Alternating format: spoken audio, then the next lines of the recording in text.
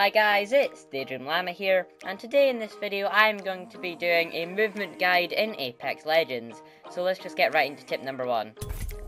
Alright, so tip number 1 is wall bounce. So, what I'd like to show you, what a wall bounce is when you run up to a wall and you basically bounce off of it, so it's pretty self-explanatory. So you want to go about this by basically just running to a wall, sliding, so running to a wall, sliding, and then go as if you're about to start climbing the wall, so as I climbed it there, but just as you start the climb animation, just click the jump button and you will bounce right off the wall. There's many advantages of this, like getting to higher places, or just in general movement, and you can get some pretty nice trick shots off of this. Alright, so tip number 2 is called the head glitch. So you've probably heard of a thing called head glitching, but today I'm going to be showing you how to actually go about doing it. So a head glitch is where only your head peeks out to the opponent, so a tiny part of your head peeks out, but you can see the entire of their body. So as you can see, for an opponent standing over there, they would only see the top half of my body, because the bottom half is covered by these rocks. But if I stand here, then I will be able to see all of them, so I'd be able to shoot at them completely freely without them having any cover. This can also be helpful to get up a lot more cover than you normally would, because if I were to just stand out in the open and try to shoot, they can see my full body when they now can only see my head, and it's much harder to hit than me strafing out in the open. You can hit my full body, or just strafing with my head so they can only see my head. Alright, so tip number 3 is reload strafing. So, do you ever have it when you've missed a bunch of your shots and you are starting now to need to reload?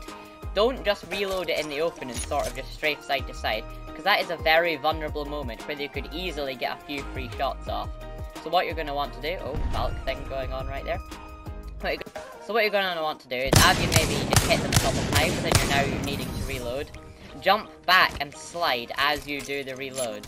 So don't do it at the very end, but just missed all my shots, oh no, I need to reload. Jump back and slide as you reload, and then do a little jump and slide again, coming out with that.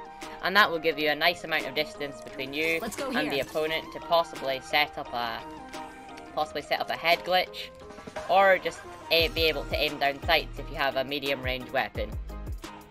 Alright, so tip number 4 is regular strafing. So basically, rather than if those opponents right there, I'm not just going to run straight at them, because they'll easily have a clear shot and just absolutely beat me like that, and it might as well just be standing still rather than running at them. So what you'd rather do is go slightly diagonally from side to side towards them, and spam your crouch button, because this makes you extremely unpredictable and hard to hit. So if you just slide side to side, it's much harder to hit you. And don't just run straight at them, because if they're all the way over there, I don't think it's going to matter just giving me that little extra space. Just that tiny, like 7 meters or so. That is going to help me get closer and hit them. That won't help at all, depending on what gun you have.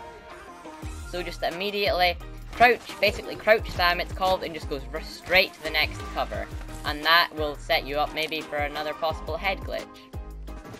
Also, look for the better path. So rather than just running straight out in the open towards them if they're there, maybe run down the left-hand side, and this will even give you a bit of added momentum sliding down a ramp and then jumping into cover. And that was a lot faster than trying to crouch straight along there. So look for the best path. Alright, so tip number 5 is keep in mind which gun you're holding out. So if I'm holding out the Spitfire, as you can see my strafe speed is relatively slow. So if your strafe speed is relatively slow with a big gun like this, what you're going to want to do is basically that crouch spamming technique, but that'll still make you a lot harder to hit, while even having a slow strafing gun out. You really shouldn't be using a gun like this from close range unless you are of course hip firing with it.